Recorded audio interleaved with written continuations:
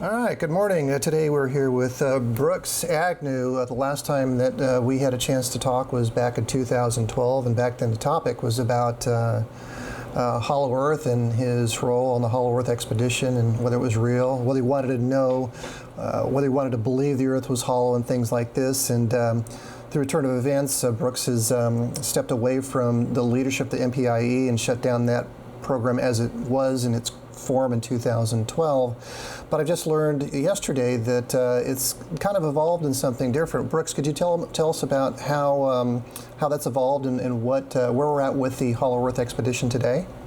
Sure. When we realized in late 2009 that the Arctic was going to refreeze, and in 2010 it did that, and it has since become impassable by ship. So I backed off of the original expedition by sailing by sea. But we didn't give up on the idea because this area of the planet really has never been seen by human eyes, at least not from close to the surface. So I contacted the company that puts the high-altitude helium balloons together for the high schools and colleges that do all the suborbital sampling and experiments. And I asked them to put together a low-altitude version, one that would go up to about 4,000 feet and stay at that altitude and be able to take, sub-zero temperatures or sub-freezing temperatures. And we put together what we call an LTA, a lighter-than-air drone that has a camera on it and a cooler, or at least an insulated box that'll house all the electronics so they can keep running for a day or 2 days. And what we have proposed to do is take a half a dozen of these or so, launch them on the west side of the area that we want to survey, and let them follow the wind currents over to the other side of the ice flow. And then as soon as we can pick them up with the receivers, which we'll have tracking receivers on the east side from some volunteers over there, then we'll shoot the balloons down or pop the balloons remotely and then collect the camera and recorder in the coolers and then download the video and see what we can see. So now these balloons, I've seen, the flat earthers out there launching these balloons into the stratosphere, trying to, determine if the planet's round or flat. And it seems to me that these balloons tend to kind of pop once they get to a certain altitude. Is this the same type of balloon? It's the same type of balloon, but you can set them based on the amount of helium that goes in them and what the in diameter is. The ones that go up to 100,000 feet, they obviously get up so high that the latex in the balloon begins to break down and the UV, and when it pops, then it comes, parachuting back down to Earth. We're not going to have any exposure like that, and we're only going to put in enough helium to get it so high, so it's not going to go to the point where the latex stretches so thin that it bursts. So it should stay together for 2 days or 3 days if we can keep the batteries and the camera from freezing, which I think we can do, even if we have to put little lithium heaters in there to keep it above 20 below zero. It should make it for 2 or 3 days. We should be able to get some decent video out of it, especially if the wind's moving along at 10 to 15 miles an hour. It won't take that long to cross the ice. Right. So considering video and other telemetry, are you going to be able to capture and record data as the balloon is in flight? Nope, that's not possible. So you've actually got to retrieve this thing then. That's the way they all work. Oh wow! Yikes! When they go up, there's no real-time communication with the drone. There's no at the Arctic. There's no satellites. There's no GPS or anything like that. Those all exist, on an equatorial basis. There's no polar GPS satellites. So and there's no way to communicate with it because we'd have to be above it in the air in an airplane or something to communicate with them, and that'd be way, way too expensive. They won't let us fly below 17,000 feet anyway, so we wouldn't see anything. We'd just see clouds. the best thing to do is to stay within budget, launch the drones. They cost about $9,000 a piece to put together with a GoPro and the insulating box and the batteries and the balloon, and then you got to wait for the right weather conditions. You don't want to launch it in the middle of a storm or when the jet stream's blowing due south. You want to get it when the prevailing westerlies are carrying across the ice, because on the other side you're going to have to pick up that radio signal. You're going to have to track those balloons and pick them up. And that's going to be a challenge in and of itself. You have a direction finder with a beacon that's inside the cooler, and when that beacon starts going off, then you can track down the drone where it is in the air and kind of line yourself up with it. But assuming that we're at sea, that's still going to be a challenge. To wait for it to reach dry land would be almost impossible. You probably have to get it on the very eastern side of the ice flow. So how much time do you have to kind of more or less draw a bead on this thing and to retrieve it before the batteries run out? 2 days, something like that? Well, 2 to 3 days, but the beacon can actually run for a couple of weeks. It doesn't put out a very strong signal, about 1/8 of a watt. And the idea, though, is to get the beacon while it's in the air, because once it lands on the ground, if it doesn't land right side up, you have to be virtually right on top of it to get the beacon. It won't travel but more than 5 or 6 miles. But while it's in the air, the beacon will travel, quite a long ways, maybe 50, 60 miles. So how close to the depression are you hoping to get? I mean, is this going to be way off, wide angle looking at this thing? Are you trying to float in over the top, or, what's the plan there? Well, those are good questions. I think we have decided not to do wide angle. We're just going to do, since we're going to be at 3,000 or 4,000 feet, we should be able to look at something like 4 square miles with each camera. And the idea is to send them over spaced apart far enough that we're not going to be able to get the whole 10,000 square miles we originally planned to do, but we can get, 2,500 or 3,000 square miles. And it's pretty much going to be boring footage unless you run over an iceberg or should happen to find an opening. So what other kind of data are you looking to collect other than video? That's also a good question. Right now, the most inexpensive way to go is just video, but our original theory was that if there was an opening, that the electrojet itself would be very concentrated in that area, that the water chemistry and even air chemistry would be different than the surrounding air after it diffuses into the environment. You don't get much indication, but there at the point of entry, you should get a difference, because that atmosphere and that water is not exposed to the sun. It's on the inside of the planet.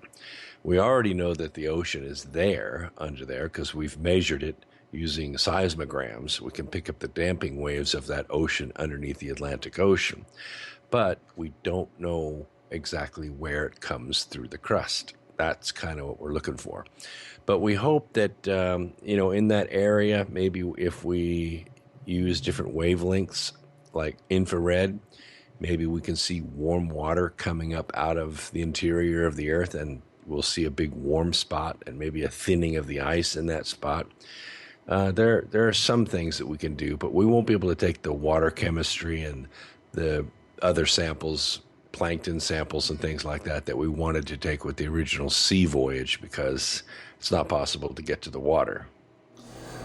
Right. Excuse me. And on temperature, I mean, there's back before you and I had met in 2012, I was doing some research on it, and it's interesting. There are ship's logs out there from the tall ship captains and talking about seeing some strange things in the Arctic. Things like smoke and pollen.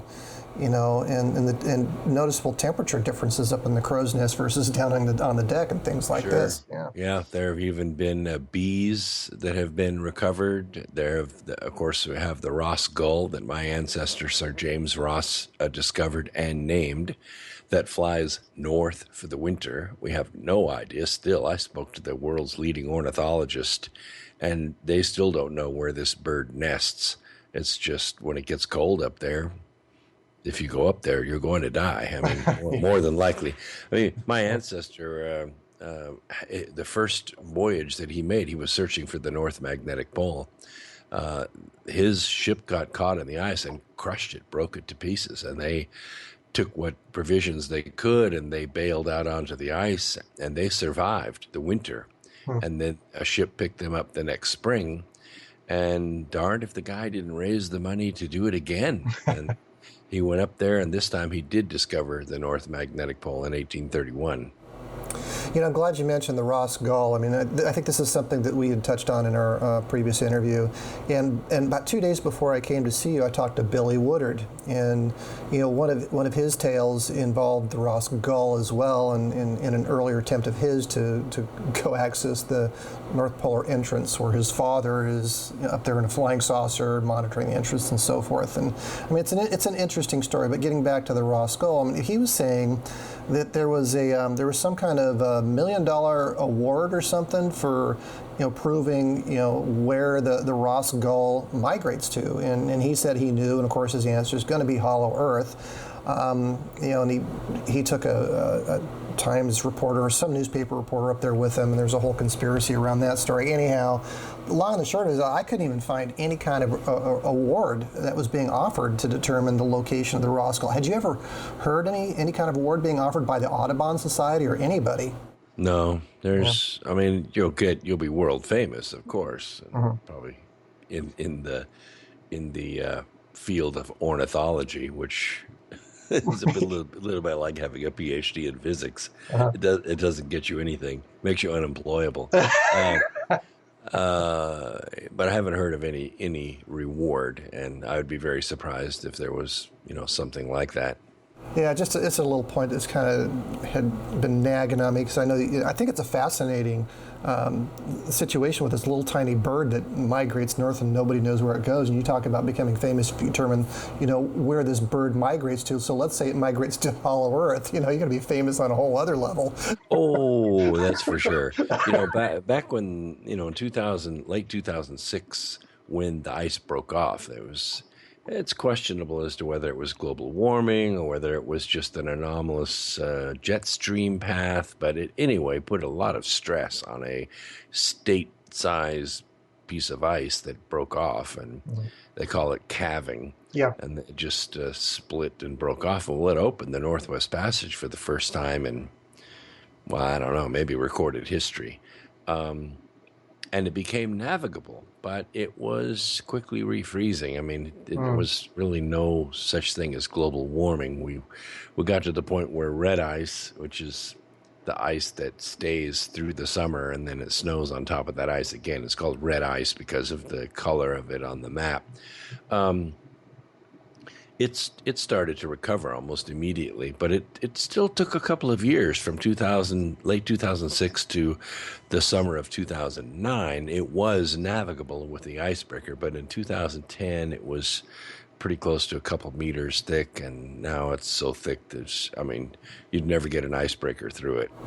Right. I remember when you and I were talking, I had, I was really anxious to get on board that icebreaker, and just to be able to go and put eyeballs myself in that region of the world and see, okay, let's say this, I think you in that expedition, had the best chance at trying to find an opening if there was one. And the team that you'd pulled together was pretty awesome too, a whole set of... It took a while to do that. We contacted Washington University. We had Dr. Y Sessions and a few of his grad students. We had people from Quark expeditions that were going to coordinate and run all the transportation for the people from their home place all the way to St. Petersburg, the train up to Murmansk, the full 2 weeks on the ship, and then all the way back to their point of origin.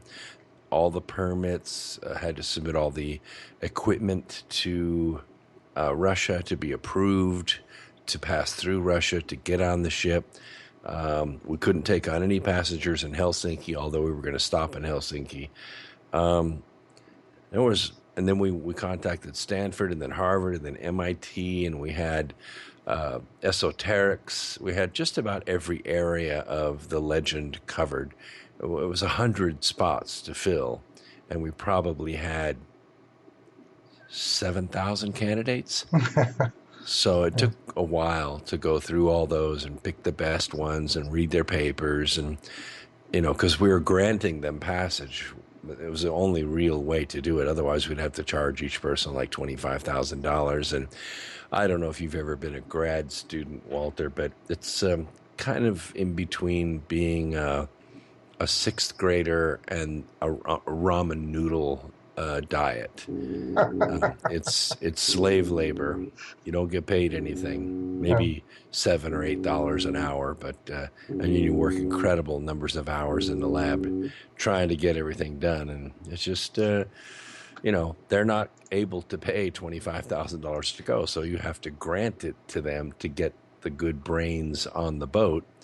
And then we had to have agreements with the educational institutions so that they could publish, because we were going to create PhDs like crazy from all the data, but also so that we could have access to all the raw data so we could put together our report, because we weren't going to hide anything. We weren't going to edit anything. We weren't going to take anything out. This hopefully would have made a sort of a reality show documentary that would have made Everest, look like a summer vacation. This was not going to be easy. It was 15 days on the roughest seas on the planet, which a lot of people are, prone to seasickness. These are 10-story seas. That's like 120-foot swells. It's not an easy thing. I mean, there would be injuries, there'd be sickness, there'd be stress. All those people stuck on a boat, hugging the commode for 2 weeks. It was, not going to be a vacation, that's for sure. Exactly, and it sounded sexy up to the point you talked about 10-story swells. I was like, I don't know.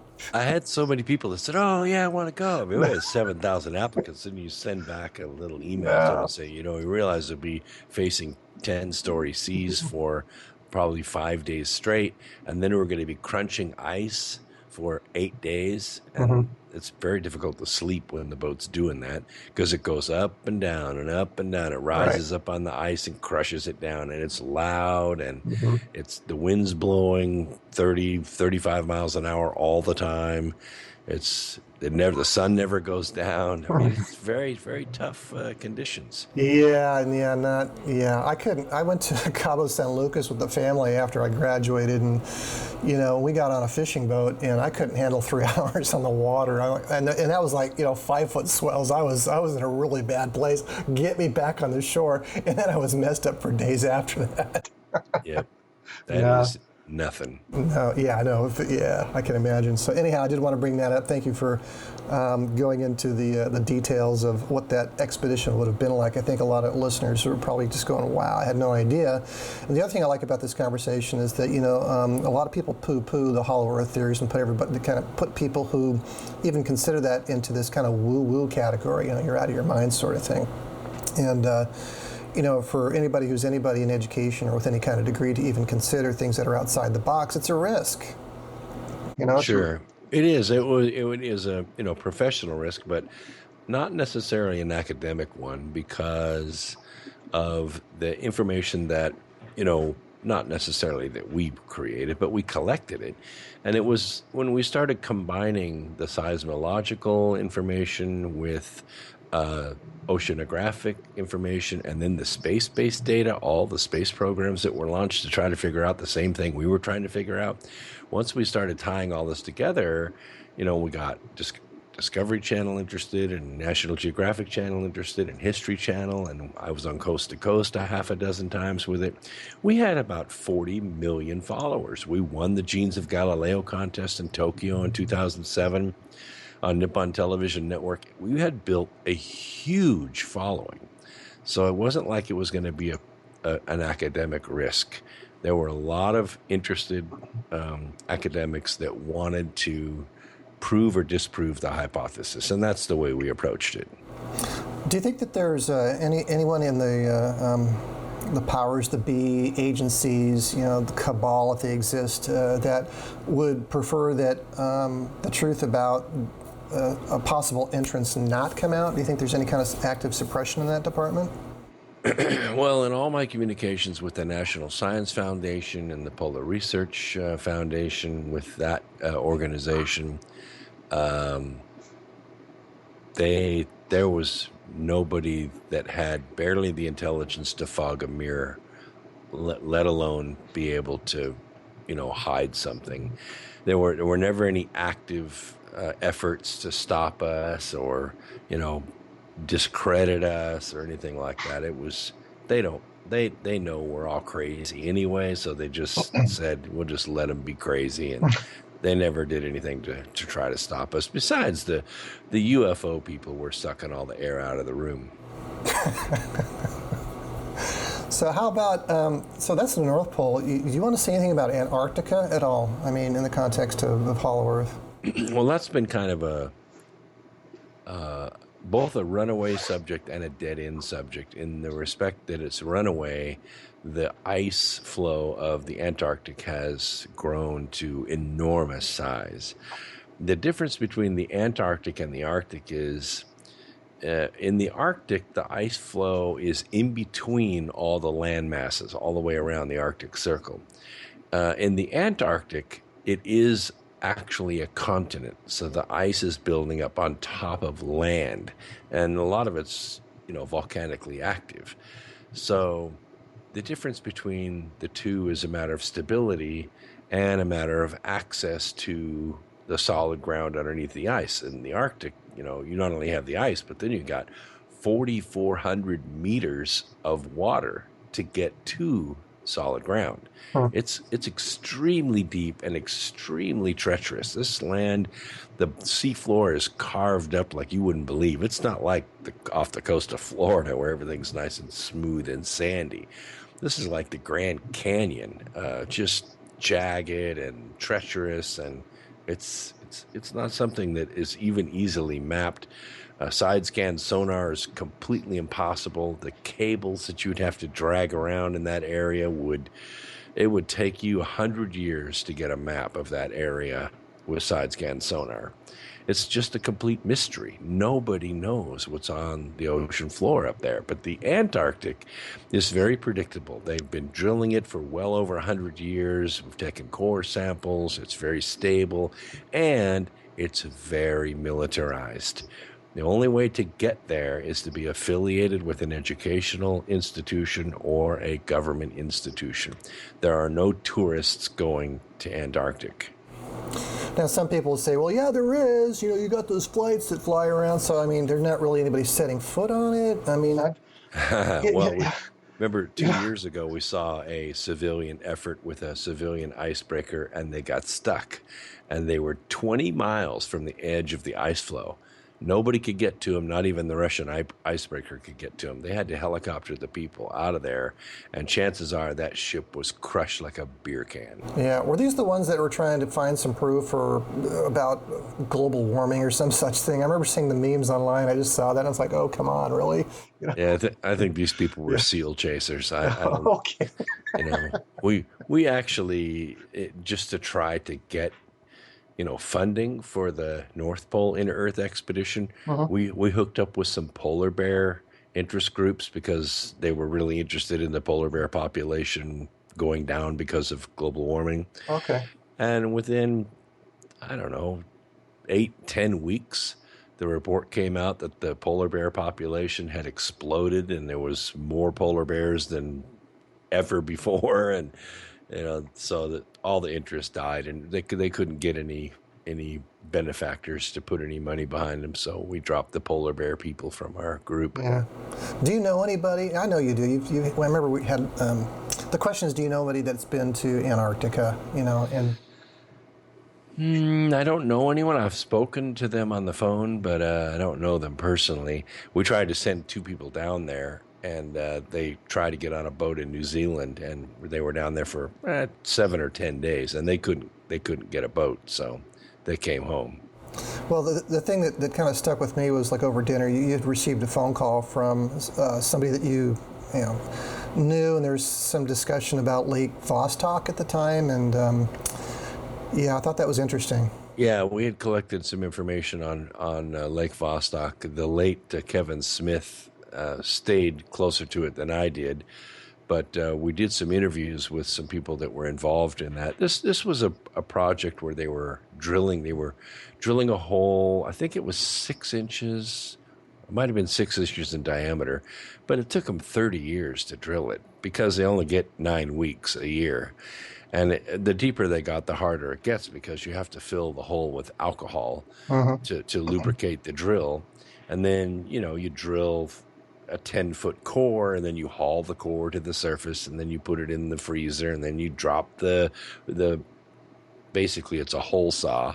Then it spins, and it cuts down through the ice, and then it freezes to the core saw, and then you haul the saw to the surface. So it's 10 feet at a time. And then it has to go all the way down and all the way back up, and it gets to be over 100 degrees below zero in the wintertime. So there's no drilling that goes on in the wintertime. But then they got this anomalous signal from what appeared to be a metallic object down there, and that sort of put a little more funding, a little more attention to it, so they had a better habitat to work with. And they stayed through one winter, and they made it to the formation, but there was a big risk because the headspace above the lake had not seen our headspace for probably 25,000 years. So there was a fear that there was some kind of bacteria that might be in that headspace that if it leaked into ours, we might not have an immunity to it.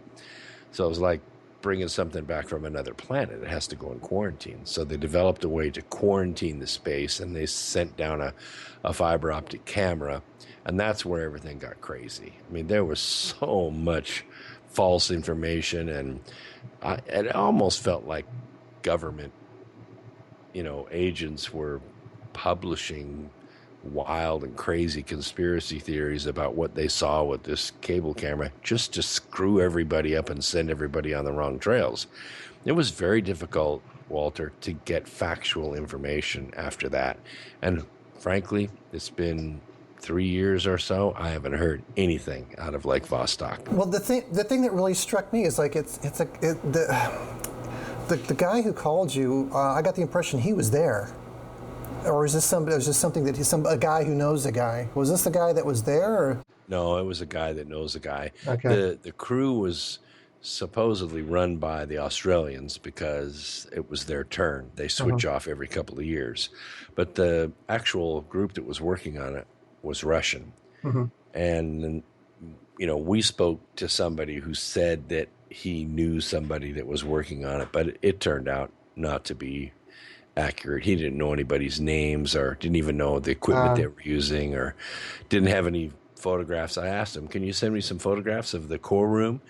Because they have a core room that stays at ambient temperature down there where they keep all the ice samples, and he couldn't send me any photographs, so that was it for me. So do you think he was like a disinfo agent then? Just imagination gone wild? What? I mean, because he was talking, here's the thing that really stuck with me, Brooks, and here's where I'm leading with this, is you talked about finding metal, and at the time over dinner you were describing the size of this thing, and the point that really struck me is that the thing was radioactive.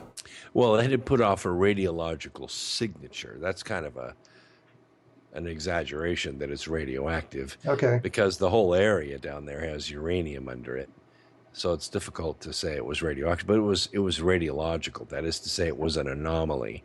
It didn't look like the background radiation, and it looked like it was pretty good size, a couple 100 feet, long, and they didn't know if it was metallic because there's just no way to tell. It's almost a mile under the ice, and it was just, they could tell there was some volcanic activity down there because it was liquid fresh water, which was also an anomaly, and that there was a beach, but camera would have told a lot. Sure. If they could have got a drone down there or something, but can only do so much through a mile-long 6-inch hole in the ice. And you're going to lose light too. I mean, you go down that deep, and what's a little camera? Let's say you come into a cavern. You talk about headspace. How big is this space? It could be the size of Texas. Or it could be, what is it? What are we talking about here? Is it a body? Is it an area, a cavern that's just completely filled with water, or is it? It's not filled with water. There's a headspace to it. But we don't know how much headspace. We don't know if from the surface of the water to the bottom of the ice. We don't know if it was 1,000 feet or 10 feet. We just know there's no information like that, and you can only discover so much when you're operating out of a couple of single wide trailers in the middle of nowhere. Yeah, and then it's interesting to hear that, this metal object, whatever it was a few 600 feet long or what have you. My mind immediately went to something that was artificial. Do you think it could have been just a natural formation of metals down there? No, I kind of doubt that. I think that when the Earth was maybe tilted more upright and the poles were smaller, that the continent of Antarctica was probably pretty active. That is to say, there was probably indigenous peoples that lived there, maybe even advanced peoples that lived there. And so I think that if there is a metallic object down there, it's probably not natural. So maybe possibly something from an advanced civilization then. And this is all speculation, and then this kind of leads into other discussions about disinfo and suppression and things like that. The case in point is this guy you had to just kind of write off because he just couldn't provide any kind of proof. Right, so this is all just kind of up in the air. Well, as I said, the UFO guys suck all the air out of the room. But, the logic was that if you go through this in a binary method, like are there or are there not UFOs? Well, you got some 67% of the people that say, no, they're definitely UFOs. So you have to say, well, 67% of the people are all deluded. Probably not. So the answer is yes, they do exist. So then the next question you have to ask is, okay, where's one I can look at? I mean, I want to touch it. I want to feel it. Well, that doesn't exist because, and I just say this as a hypothesis, they're as present as they want to be. So if that's the case, and there's, let's say, between 1,000 and 100,000 UFOs on the planet right now, today. Some are flying around and some are not. Where are they parked? I mean, they're not on the White House lawn because there's no intelligent life there, but, they're probably hiding somewhere, parked somewhere, and assuming that they operate in our dimension the same way every other aluminum can would operate in our dimension. In order for them to hide from sight, the best place to go would be the bottom of the sea. We know nothing about it. So then the next question you have to ask is, are they from here or are they from somewhere else? Well, I'm a physicist, so I'm saying, well, they got to be from here because nobody's going to sit in an aluminum can and go 25,000 light years to get here. It's just not practical. Yeah. But they could develop here, which means that one or two or maybe even three civilizations of man advanced a long way and then collapsed. And it is one of those old collapsed societies that still exists that is either not permitted to mingle with our modern society or they don't want to mingle with our modern society. Well, that's a very interesting theory. I have to ask you now, because what you've just mentioned in your summary here about the UFOs and who they could possibly be and their origins and whatnot, coattails on the things that Corey Goode has been talking about. He claims to be from the secret space program, as well as William Tompkins, who is 93 years old, sprightly 93, amazing guy who worked in the space industry. He was like at Douglas Aircraft, worked in their think tanks, was involved in the Apollo program, and he's one of these guys who's had contact with them. So they were putting telepathic thoughts in his mind to help him provide the systems to pitch to Dr. Debus and Werner Braun to get our rockets into space. So he goes on about this region of space and the Dracos and the reptilians and on and on and on. This guy's had the contact. Corey Goode in the secret space program talks about these breakaway civilizations who are in the crust of the Earth living down there, and they do have all this advanced technology and crafts and so forth, and he's in contact with them today. He is? Yes, he is. You need to check out his website, dude. I know of him. Yeah.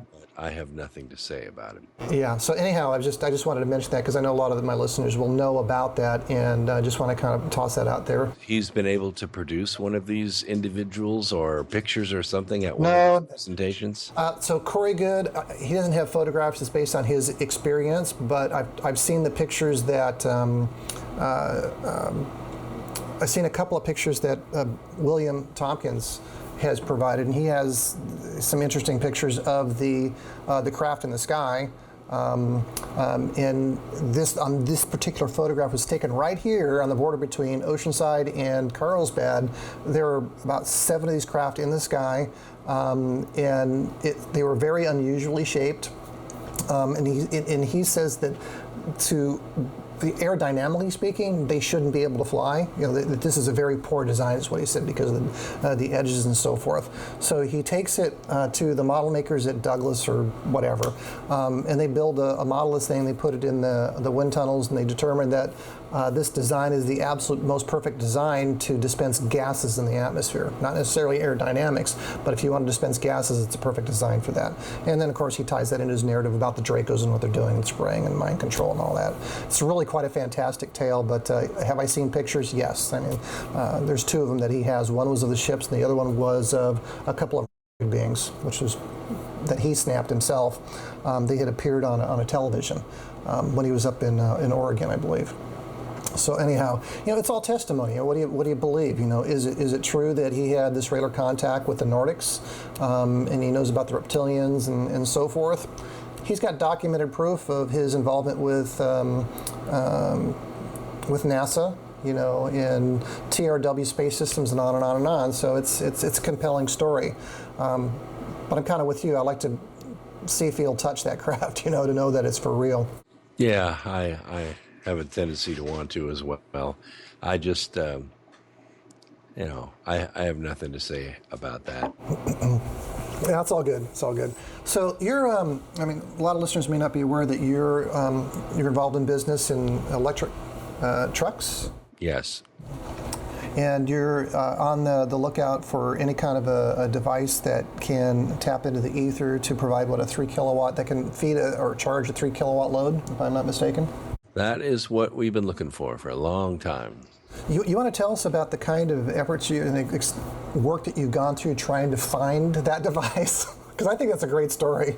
Oh my gosh. Well, I've gone to more energy conferences than I want to admit, internationally to actually 4 different countries.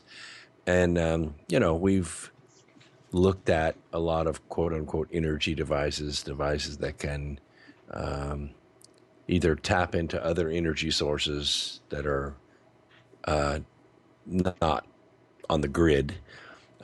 We currently use very efficient solar technology. At least for us, that's free energy, and we use it, and it does work on our vehicles.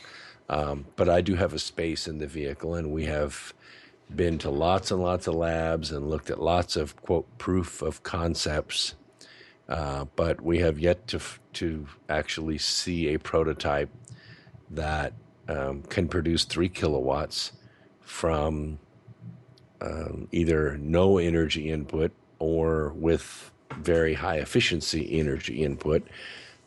For instance, you have an alternator on your vehicle that puts out about 125 amps or 75 amps, but it's turned by a belt, which is turned by the crankshaft on your motor, and it takes about 4 to 5 horsepower to turn that alternator to generate that 75 amps, which is somewhere around a kilowatt, maybe 1.5 kilowatts on a good alternator. But it takes a lot of energy. If you don't believe me, just turn your headlights on and listen to your motor slow down, because you're burning more gasoline to turn that alternator and make that electricity. It's, a physics fact that if you're going to push a magnet through a coil of wire, you're going to get at least an equal, probably more than equal, an opposite force, which works against you doing that work. That's why, if you're riding a 10-speed and you kick in the generator to turn on your headlight, you're going to have to pedal harder because it takes work to generate that electricity. I can't tell you how many times people have sent me a secret email. I have this idea. If you'll just put an alternator on your wheels of your truck, you can recharge your batteries while you're driving. Well, it's a little like being in a canoe with two people. One person is paddling, and as soon as the canoe gets up to top speed, you say, I'm going to drop a paddle wheel over the side here, and I'm going to start making some electricity. What do you think is going to happen to that canoe? It's going to stop in the water because you're dragging against the environment. Well, that's exactly what every form of generation that we know of does. That's why we build dams. That's why we have steam to turn turbines. That's why we have wind to turn propellers, because it takes work. It takes kinetic energy to make that energy. But I know that somewhere out there, because this planet's going through an enormous amount of energy out there in space, just the fact that it's turning on its own axis generates a lot of electricity. We have an enormous magnetosphere around our planet, which is energy, and there's a way to tap into that. So that's what we've been searching for. And after 10 years, and oh my gosh, I can't tell you how much money we've spent flying around. And of course, we've talked to the best and the most famous and also a lot of obscure ones. We have not been able to find that technology yet. But I say yet because it's not impossible. 200 years ago, or maybe a little less than that, we didn't even know what electricity was. We had no idea what an electron was.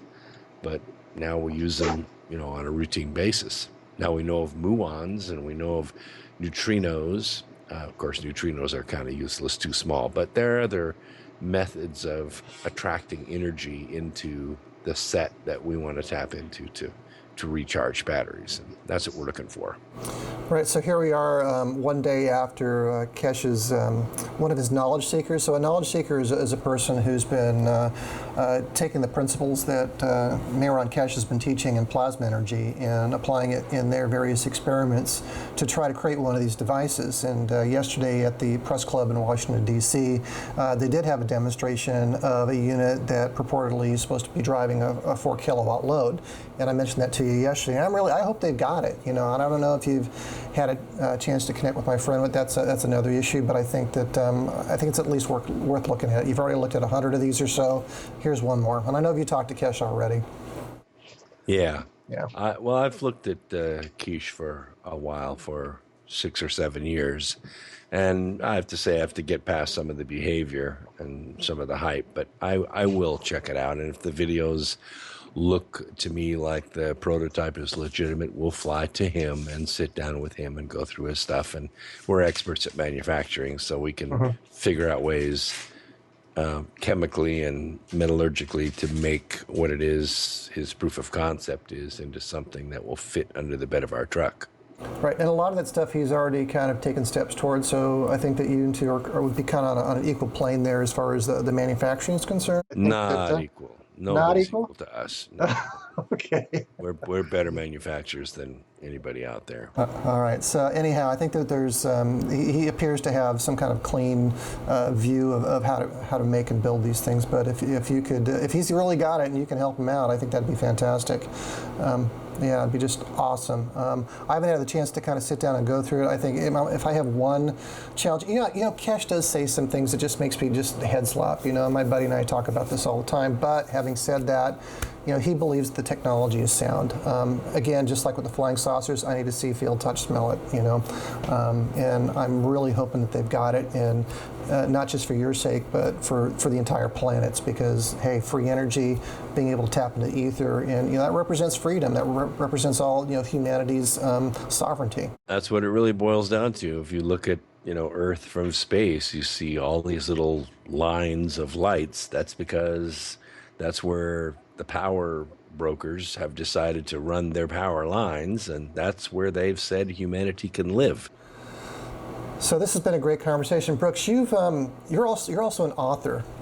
Back in 2000, 12, 13, you sent a script to me, and we ran a bit of coverage on it, and it was quite an entertaining script. And that's evolved into something else. You want to talk about your series of books? Yeah, I actually I did an interview on the Arc of Millions of Years series. I think it was in late 2010, and I got a call from a producer that said, "Hey, I really like the concept. You should do a screenplay." And I told Mr. Rockman, I've never written a screenplay before. He said, "Oh, you're a smart guy. You can figure it out." So he told me the software to buy. So I bought the software, and took me 6 months. Sometime in 2011, I finished that script, and it was called BEARTH. It was BEARTH, kind of a play on words there. And it was the concept of the union of the polarity that we'd fleshed out in the 2,000 pages of nonfiction work that we'd done with the Arc of Millions of Years, that the Earth is made of two different energy level of Earths, one higher energy, one lower energy, and they were put together at some time prior to the flood of Noah. And at the end of the age, the prediction was that they were going to come back apart, and that the races that vibrated with those two Earths would go with the Earth, to which they had the most synchronicity. And that was the whole idea behind the movie. That was really an action-adventure movie. But it's, reality is that it takes about, millions of dollars in about 10 years to bring a script to a movie. So I sat there and did nothing for 5 years. And I decided late in 2015 that I was going to turn it into a trilogy. So the first 2 books are already published. The first one's called BEARTH, 2 Earths, 1 Race for Time. And it is a flat-ass white-knuckle ride from beginning to end. And then the second one is called BEARTH, the Grand Division. And it talks about, in an action-adventure sort of way, how society begins to divide between those that, spontaneously obey the law, and they're just good, merciful, charitable people like most of us are, and a dark and evil group that's led by a small number of Nephilim that are still left on the Earth. It's really the first big screen idea that actually uses Nephilim as characters in the story. So people have heard about Nephilim for years, but we actually go into Semyaza and some of the other Nephilim. We know their names, we know their characteristics, so we use them in the book. And then volume 3 is about a third of the way finished, and it should be done by the end of September. Hopefully I can get it published by the end of September, early October. So the full trilogy in 1 year. How about that? Yeah, that's awesome. That's a lot of work. Wow. So for anybody who's interested in checking out your book, where can they go to pick this up? Well, the best place is Amazon. That's been my publisher for the last 6 books. The first 4 we did through another publisher, and we spent a lot of money, and we're very disappointed in the results. And I was doing all the work anyway, so I self-published the last few books, and we've blown those records away. I've now had 7 Amazon bestsellers in the top 100, number 1 on Amazon, which is pretty good for a self-published author. So Amazon's the best place. Or you can go to xsquaredradio.com. Every book, and if you want to schedule me to speak or whatever, all the forms and everything are there at xsquaredradio.com. So if they wanted to get an autographed copy, is that a possibility? Could they order directly from you? Yeah, absolutely. You can go to xsquaredradio.com, or I haven't actually launched a website for BEARTH yet because I already have about 12 websites, and it's all I can do. So go to X Squared Radio, write me at bagnew@x2-radio.com. If you want to buy an autographed copy, I will sell you one. And here's the deal. If you buy any version, I don't care if it's Nook or Kindle or the paperback version, if you write me with your receipt, I will send you the audiobook for free. Wow, that's a great offer. So if you're not a great reader, don't worry about it. I read it for you. Okay, excellent. Cool. Glad to hear that. Do you have any links on your website that would provide any further information on any of the topics we discussed, like the Hollow Earth expedition? Everything but that. Okay. I don't have. We don't have an active Hollow Earth website. There is a Hollow Earth Facebook page, which you can access just by putting in Hollow Earth into Facebook. It'll come up. And then we do stay pretty active with that. But as far as a website, we were getting spam so bad. I just had to take it down. All right. Is there anything else you'd like to add before we close out for today? Well, no, it's just, we live in very interesting, highly charged times, and I would implore your listeners to stay awake, both scientifically and politically, and make sure that you participate, because otherwise you're going to be a spectator in something you may not want to see.